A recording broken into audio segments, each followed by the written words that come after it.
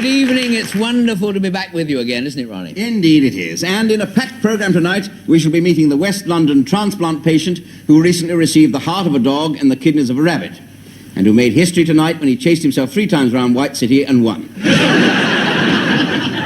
And in a new religious section of the programme, I'll be talking to a nail-biter who gave himself up for Lent. But first, the news.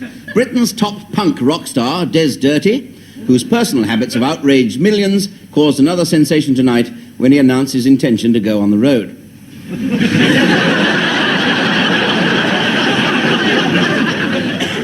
There was surprising news today for Sandra Micklethwaite, the Nottingham woman who recently made love on the big wheel.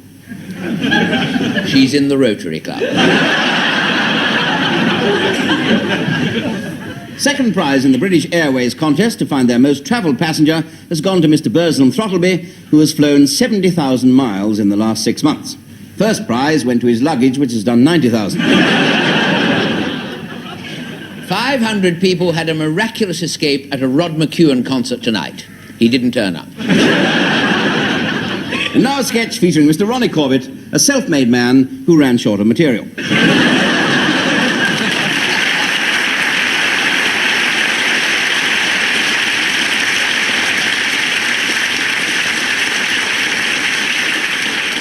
How many do you want then? About £1/2, 3/4, what? Well, I really wanted 2 ounces, if it's not too much trouble. Too much trouble?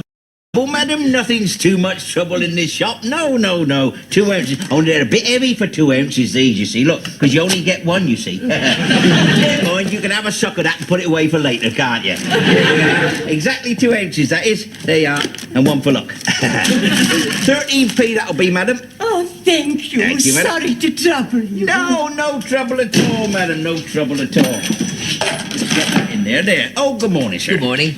Can I trouble you for a £1/4 of licorice all sorts? Trouble me, sir? Trouble me? Nothing's too much trouble in this shop, sir. Look, we've got it over the door there. Oh. Nothing is too much trouble. £1/4 licorice all sorts, sir. Right, here we go. I'll just get these humbugs out of the way, because they're getting a bit of a humbug, those two. Here we are. There. £1/4 of licorice all sorts. Of licorice all sorts, that's yes, right, they're yes. lovely, these, aren't they? Yes, eh? they're good. Beautiful. Here we go. Now, wait a minute, sir. There we go. Lovely. Only thing is, I don't like the pink ones. Oh, you don't like the pink? No. Oh, right. Well, we'll take the pink ones out, so that's fairly Yes. easy. I hope you don't mind. No, nothing's too much trouble, sir. No, there we are. That's right. And I don't like the blue ones. You don't like the blue ones? No. I see, sir. Right, we'll take out the blue ones then, Yep. shall we, sir? That's it. Not the black and white ones either, please. I don't want the black You and don't want the black and white ones? Oh, No. well, that only leaves the orange ones, I'm afraid, sir. Yes, but I only like the orange Oh, ones. you only like the orange. I'll tell you what we'll do. Then we'll tip them all out on the counter, sir. Then we'll sort a few orange ones and put in there. Yes. That's it. That's it. Lovely. Right. There we go, sir. £1/4 of those. Now, what else would you like? Anything else you'd like, sir? Yes, I'd like a gobstopper. Gobstopper, sir? Big gob or little gob, sir? Little gob, Little please. gob, right, sir. Yes. Little gob stoppers. Here Yes. we are. 2p each, they are. 2p, I think. Could I have the kind that go pink after you've sucked them, please? Oh, well, I don't know what colour they go, so they start off green, you see. Well, they all start off green, we know that. Yes. But they don't all go pink afterwards, you know. Oh. Oh, no. Some of them do the dirty on you and go brown. Could I try one? Certainly, sir. You don't mind, do you? No, nothing's too much trouble, sir. I'll try one myself, sir. There we go. Now, is there anything else you want while we're having the suck, sir? Have you got any of those mints with a hole in? Oh, mint with a hole in? Yes, sir, yes, sir. How big is the hole? Right? Well, I don't want it to be too big, you see. You got something to measure it with, sir? Well, not on me, no.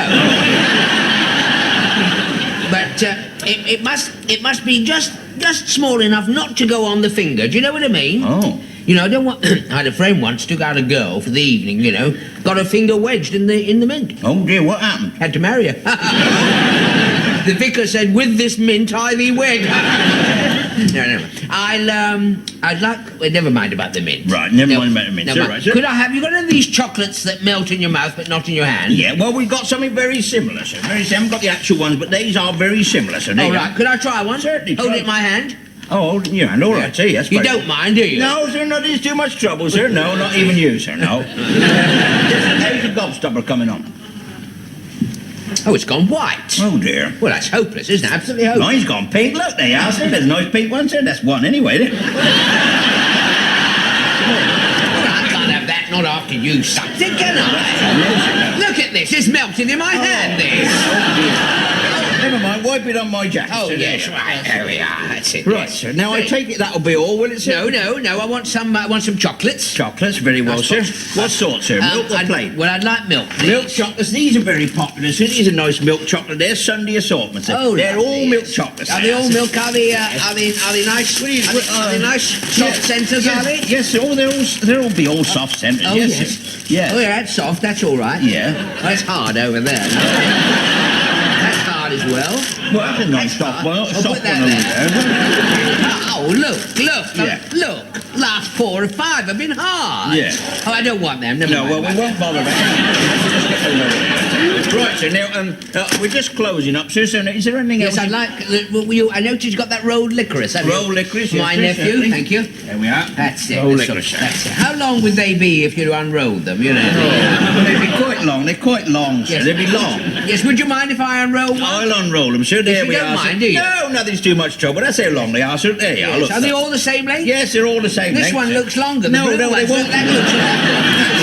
You see, Look, they're all these the are the blue same. ones are not. No, the they're blue not, sir. Look, I've dropped the middle bit. Never mind about the licorice, sir. We'll just leave all that, so we get it clear. Right, sir.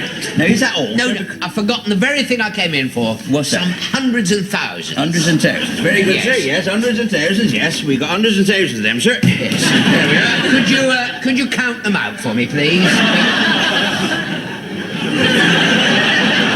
Pardon?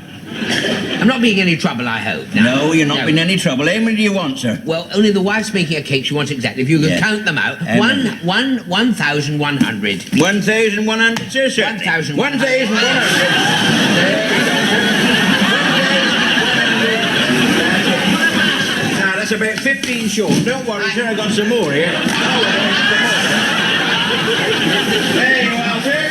Hundreds and thousands. Now, what do you want, you old bag? I want some of your toffee. Toffee? Yes, and then will you cut it up, absolutely smash it all up. Yes. In little bits. Little because bits. the meatball sticks. I'll smash it up in a little bit. It's All right, too right. much like No, it's not. It's too much trouble, madam. I'll smash it all up. I'll smash your teeth up in a nice little bit. It's too much trouble in here. Nothing at all.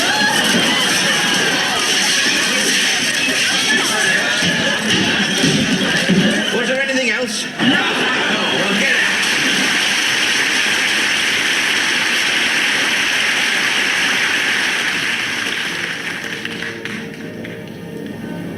Good evening and welcome to the Princess Charlotte Hall in Egham, where there's an atmosphere of hushed expectancy as we wait for Sir Gilbert Vaughan Evans to make his entrance for this second public performance in Egham of Hofmeister's little-known Second Symphony. Well, as I say, we are waiting for Sir Gilbert, and if anything, the atmosphere is even more hushed than it was when I last mentioned it. In fact, just a few seconds I have to tell you that, as is stated in the programme, that Sir Gilbert Vaughan Evans is, of course, the conductor, and it is he who will be conducting the orchestra. Any moment now. Ah, and yes, here comes in person that well-known, immaculate figure of the man who's come to sweep the platform. Nice gesture that, suggesting perhaps that a new broom has swept through the whole world of early Slovenian Baroque music. Or the platform's dirty.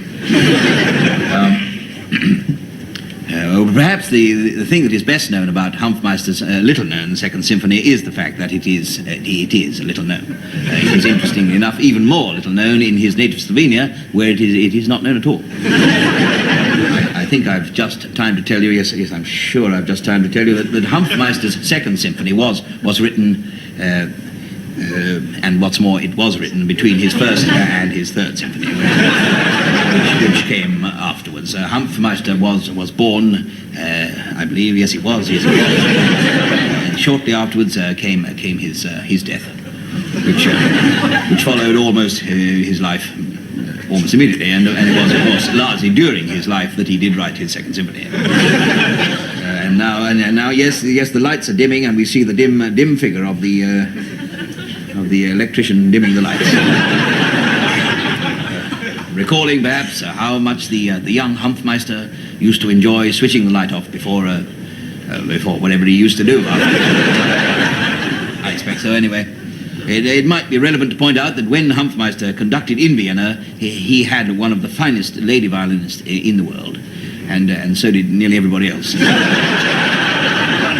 It's just a small observation to while away these few seconds, or indeed hours, while we wait. This unexpected delay does give me a golden opportunity to tell you a bit more about the Princess Charlotte Hall in Egham, here in Egham. Princess Charlotte Hall was opened by Princess Charlotte Hall when she was in Egham, and interestingly enough, it is the largest hall called the Princess Charlotte Hall in Egham. Princess Charlotte Hall was, of course, the sister of Prince Albert Hall. Isn't there any sign of it? No sign. It is interesting to note that Hofmeister died in the very year that Beethoven was already dead. It's a pity, because Beethoven would have appreciated Hofmeister's second symphony if he hadn't been deaf and dead. Sir Gilbert Vaughan Evans is, of course, the son of that distinguished father, the late Evan Vaughan Evans, but not as late as he is. He's always damn well late. By the time he gets here, he's always 3 parts Brahms and Liszt. Liszt was born in 1811, was always putting on clean underwear, hence he was known as Laundry Liszt. Brahms had short arms and lived on farms, and Handel fell in love with the candle till it got on his wick. And lighting up time is 8:32. And oh my God, the concerts in the Princess Charlotte Hall in Esher. I'm in fact in the wrong hall. What? This concert is apparently Heidi Svensson's Swedish all-girls orchestra.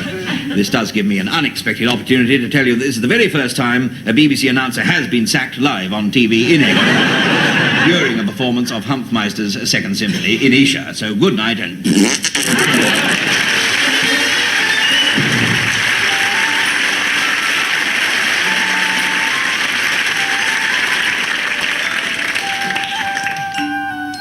You still getting that dizziness when you wake up of a morning? Yes, I am, yeah. How long do it last? About half an hour, then I'm all right after that. You been to the doctor about it? Yeah. What do we say? He said I ought to sleep half an hour longer. Ladies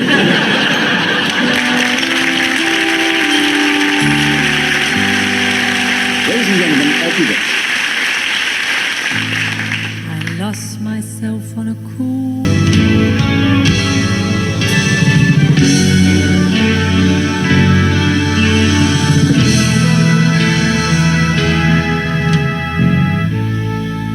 lilac wine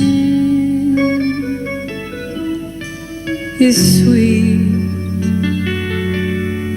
and heady like my love.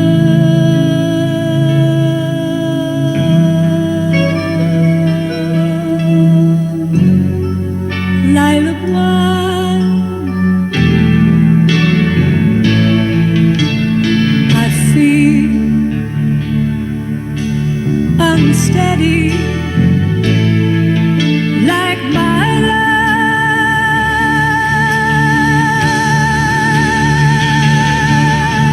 Listen to me, I cannot see clearly. Isn't that he coming to me? Line is 2012. England labours under the yoke of a reign of terror. Every Englishman is now at the mercy of his age-old enemy, woman. Women now rule, women govern, women earn the daily bread. and the dreaded state police strike fear into the hearts of all and sundry. The poor downtrodden male, forced to wear a frock and even given a feminine name, is a sad caricature of his former self. Two such caricatures are our two heroes, two fine upstanding specimens of English manhood, Janet and Betty. Wanted by the secret police for crimes against the state, our heroes are forced to go to ground in a remote village in Herefordshire and find work in a pub owned by Betty's brother-in-law, Diana.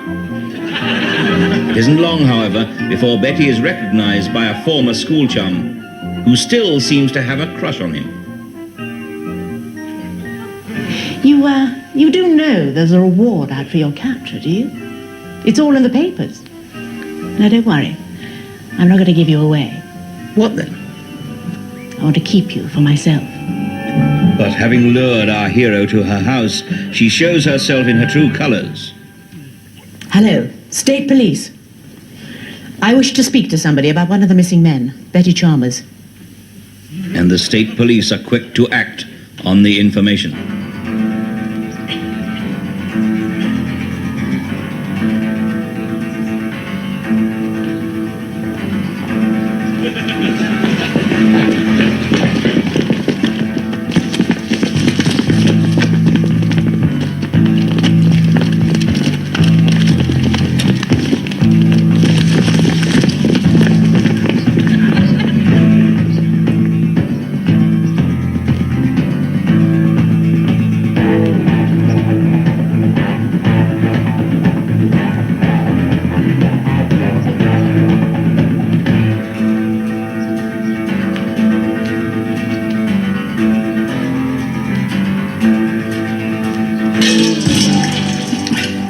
I feel so silly sitting here at 2 o'clock in the afternoon. You belong to my late husband.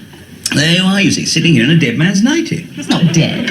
You just said my late husband. He was always late, so I divorced him. Oh, I see. Well, I still feel silly sitting here in it. Perhaps you'd rather be lying down in it. No, it's not the sitting, it's just the nightie, you know. Would you feel better sitting up without the nightie? If so, take it off. No. What I mean to say is, a nightie is for going to bed in. Well, that's just what you'll be doing when you've finished filling your face. Oh. Ready?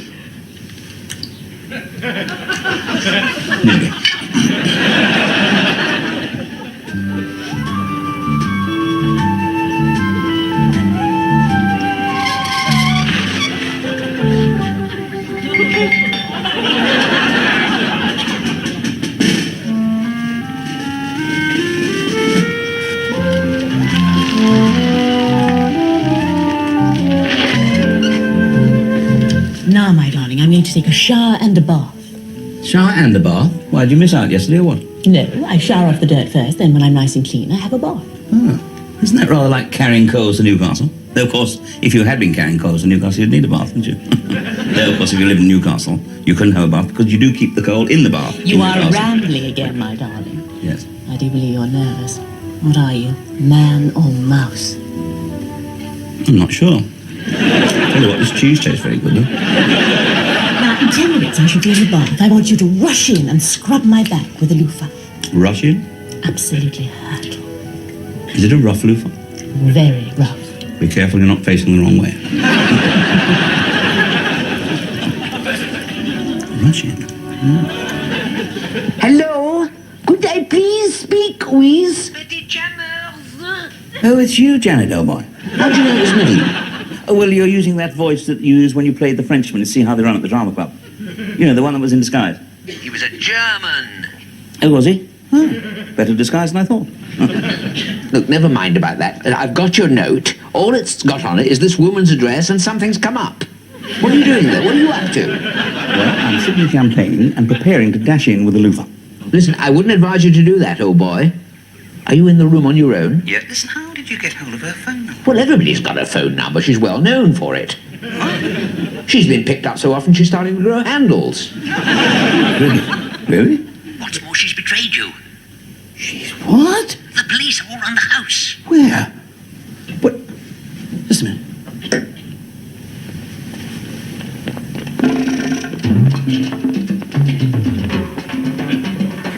Right, you know. Listen, I'm trapped in here, old chap. Where is she now? What? Oh, she's in the bath, blaster. Right. I'll get your brother-in-law. I've got a plan how to get you out of there, but you have to deal with the woman. How? Well, just keep her quiet somehow. And keep a lookout for us, right? How can I keep her quiet? Well, I don't know. You know, try champagne or something. Right, bye.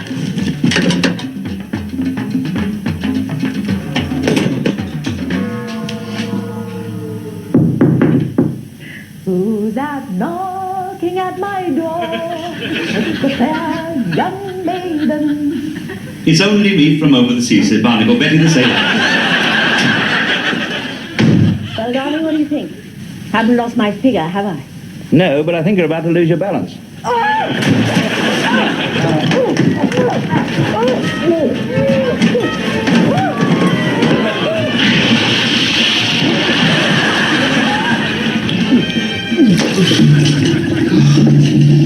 Champagne worth a treat.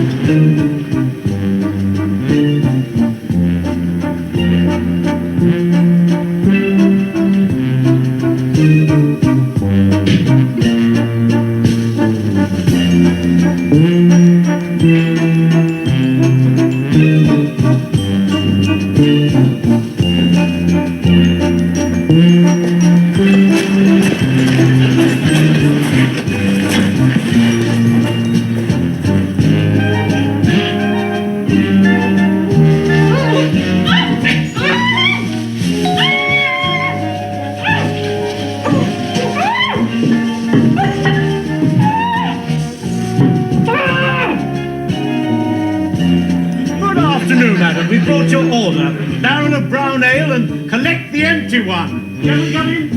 Thank you.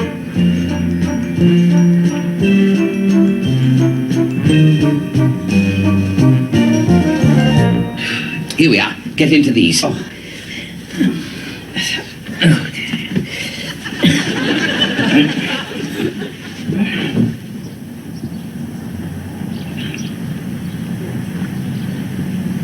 Thank you, madam. Always a pleasure to serve you.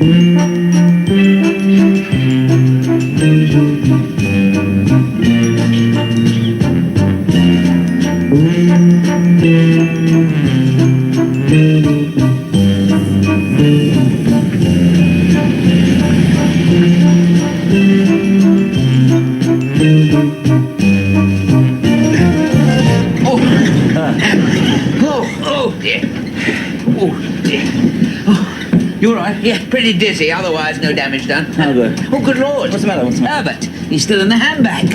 Wonder how he managed to survive the journey. Mice get dizzy like we do, you know. Yes, I suppose they do. Oh, yes, he's all right. Well, congratulations, old boy. You certainly got me out of a very ticklish situation there. Really? Yes. Pretty frightening looking looper in there. Well, you know, things are getting pretty desperate, old chap. I mean, the police are everywhere. They're bound to catch up with us sooner or later.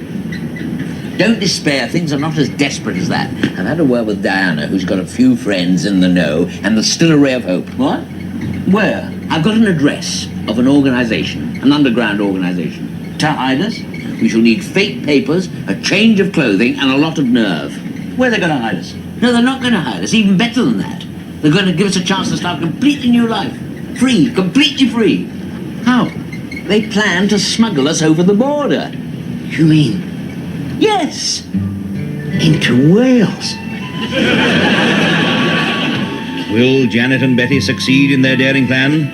How long before the police realise our heroes had them over a barrel? Find out next week in the final exhausting episode of The Worm That Turned.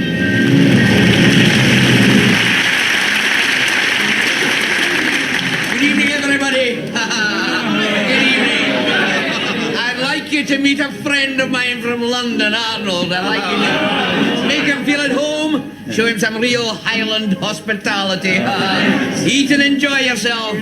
This is Liberty Hall. Oh, is it? Oh, thanks very much indeed. Thank you so much. Don't touch that. Why not? Why not? Why not? Oh, my God. Yes. He's a Ferguson. Who is? The waiter. Well, Ferguson. Well, cheers. Have some of this. What? It's lemonade, that is. I know, but he's a Marchbanks. A Marchbanks? Yes. I ought to tell you that I am also a Marchbanks. The Marchbanks never speak to the Fergusons, and the Fergusons never speak to the Marchbanks. If I was as much of dropping of thirst, I would not have a dram or a drop from an accursed Ferguson. Oh, I see. But I don't want you to worry about that. Oh, no. Just you enjoy yourself. Whoop it up. I see, an awfully pretty girl over there. Don't so much as smile at her. Why not? She's a Ferguson. Oh. Good evening, Dougal. Slant.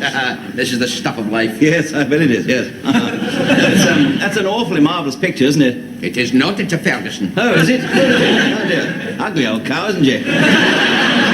You're speaking about my mother. But you said she was a Ferguson. It was painted by a Ferguson. Well, why hang it? What else did you do with a Ferguson? Oh, look, sausage rolls, I'm famished, thanks so much. Ferguson. I'm a lady. Oh, he's a Ferguson. Oh, well, yes, I didn't. Well, I wouldn't dream of eating a Ferguson sausage roll. Excuse me.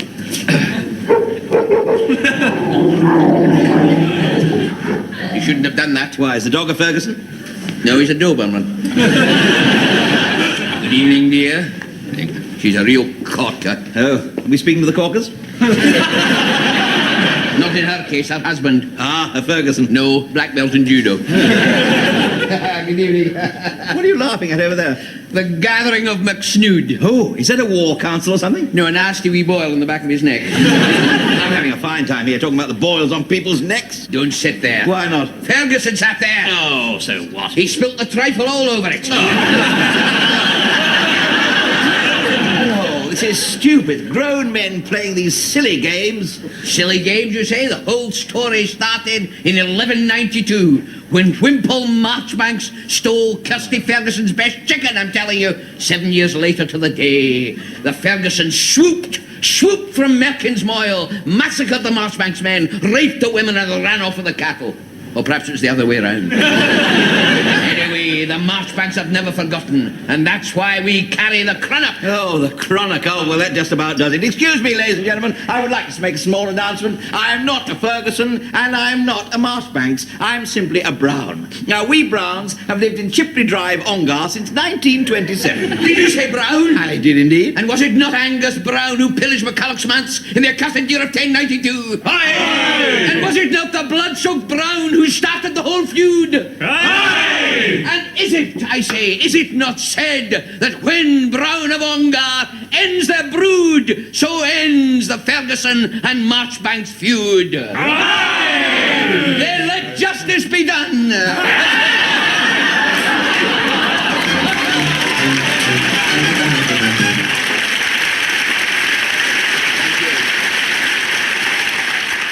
Thank you. Thank you very much.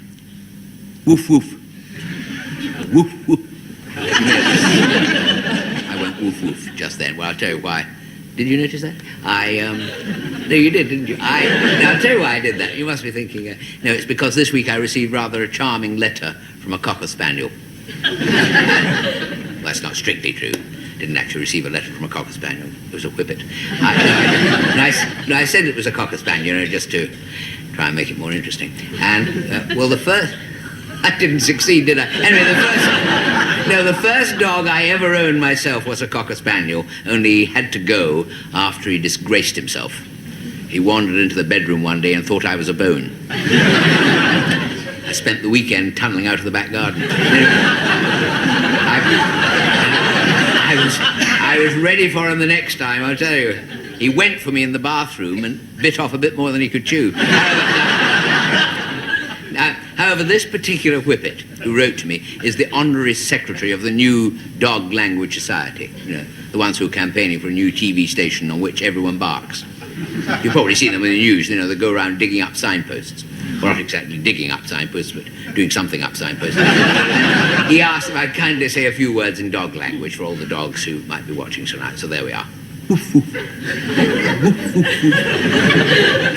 It's amazingly lifelike, actually, isn't it?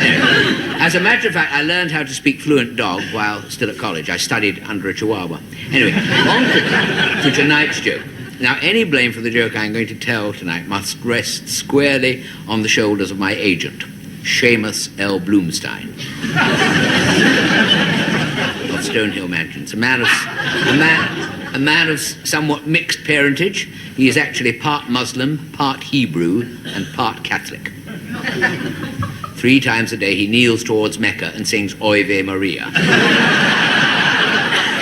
Now, I know my agent very well, actually. He's like one of the family, really. Like my Auntie Ethel. As a matter of fact, we both grew up together in this very rough neighbourhood. Well, he grew up. I sort of never really bothered. And it was a very violent area. People were afraid to go anywhere. I remember one chap got mugged turning over in bed. It was the only town in the district. It was the only town in the district where the local paper had a forthcoming deaths column. Anyway, I happened to run into him last week while I was out shopping. I just popped into the local chemist's to get measured for an elastoplast. And as a matter of fact, the service in our chemist is so slow, they've opened a little off-licence bar in the shop where you can wait. It's quite nice, you know, you can get a pint of draft Optrex or penicillin in a basket or a packet of smoky Valium crisps or if you prefer, they do a running buffet and Andrew's liver salts. I mean, anyway, who should I see in there but my agent? Before I left him, he reminded me of this story, which is all about a golfer. Now, I know what you're thinking. Straight away, you're thinking, oh, he's going to go on about his boring old game of golf. You know, because I do like a game of golf. I do enjoy it. If I didn't like it, I wouldn't play it, would I? And it stands to reason. I'm not an idiot. I wouldn't trudge around in the pouring rain, frozen to the bone, to knock a little white ball down a hole if I wasn't enjoying myself. I mean, I had 9 holes this morning. Played 5, fell down 4, but no. I went out to play, you know, with my big cap, you know, walked out on the course. Greenkeeper rushed out and said, these bloody mushrooms are early this year. Now, I'm not going to do that. I'm not going to talk about myself. This is a story about a fellow a golfer, obviously, who was constantly defeated by the 13th hole on his local golf course. Every time he played this hole got the better of him. You know, he finished up 1 shot, 2 shots over par. And eventually he said to his wife, he said, when I die, he said, I'm going to get my own back on that 13th hole. If it kills me, he said, promise me, he said to his wife, after my death, that you'll have my ashes scattered all over that damn 13th hole. You know, that way I feel I'll have my revenge. So, as luck would have it, shortly afterwards, he came to an untimely end.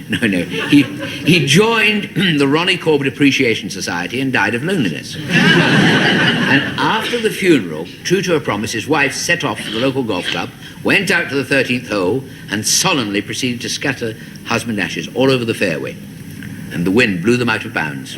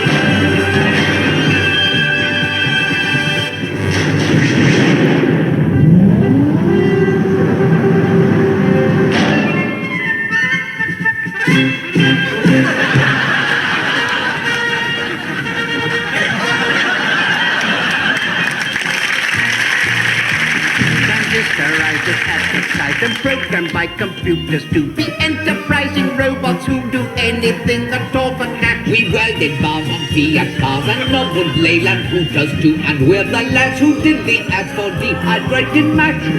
We're not robots, robots, always wanting fun and frolics. I'm hard working, I am quite a busy bee. Under seal to stop the leaks in our hydraulics. 10 to 1, we'll never pass the MOT. We fully automatic range to Dr. Space Maneuver. Cause father was an IBM And mummy was a Hoover. but Ma and Pa, they blew a fuse when their genetic data produced a big computer And a pocket calculator. Transistorized, we've been advised to modulate our system for our junctions get malfunctions and our printed circuits get a back. Our switches get the twitches, so don't tamper, think or twist them, or you might adjust a bit that's fast and get a nasty flag. We are too misguided. Missiles, screws and fuses, bleeps and whistles. Just an android and a robot. He's a highbrow. He's a rather low bot, transistorized. We've advertised our services available to one and all. Just give a call, no job too small, we'll have a back. We're in the yellow pages and we're rentable and saleable. From co-op shops to Kellogg tops and 50p in cash.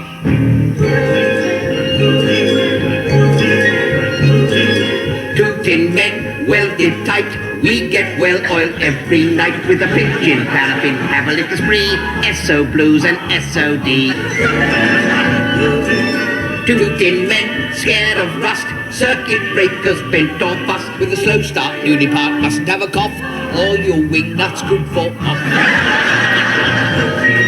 Two tin men, largely bronze, polished up their cinder bonds with a toolkit cured with sparkle like a gem, brasso for the PTM. Two tin men, batteries flat, two tin ladies saw to that. They will read that 30 amp charging us a lot for old sweet oh and you know what.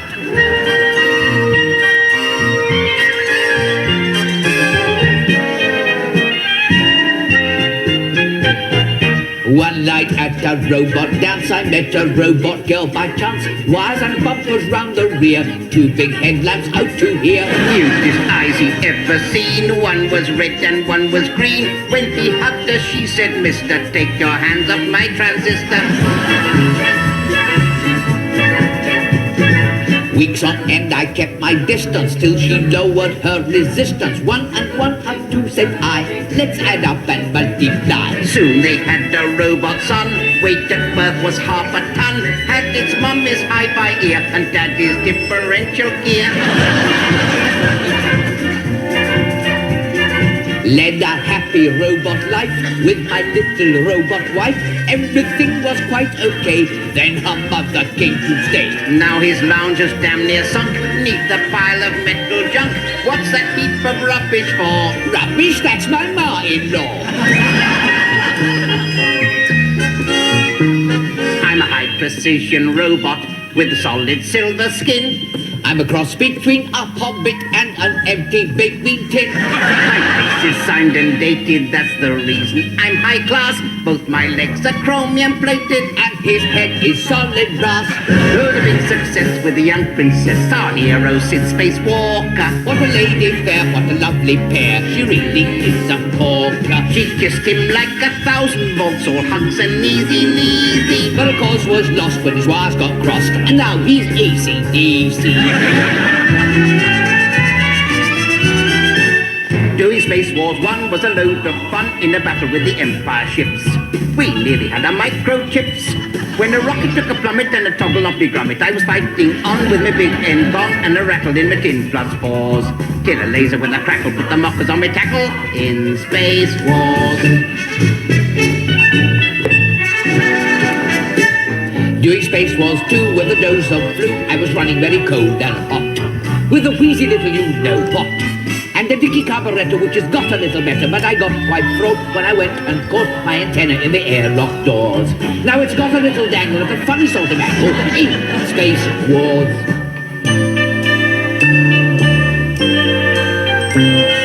Princess L, she looks a swell, done up in her off-white togs. What a shock! Beneath that frock, she's a docker from the Isle of Dogs. Sid looks sad, he's driven mad in his little no-score drawers. The Space Invader, Big Darth Vader in Space Wars.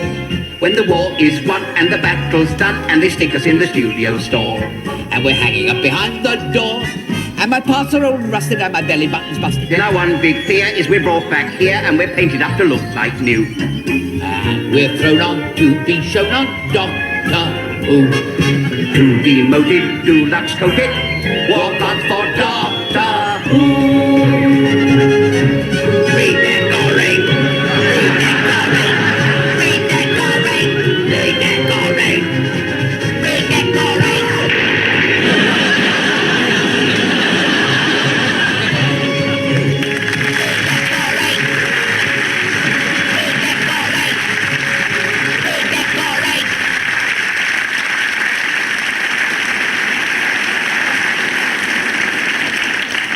Well, that seems to be all we have time for tonight. But before we go, a few late items of news. The cold weather which is afflicting New York continues. The city's most notorious flasher, Fernando Gonzalez, now jumps out and describes himself.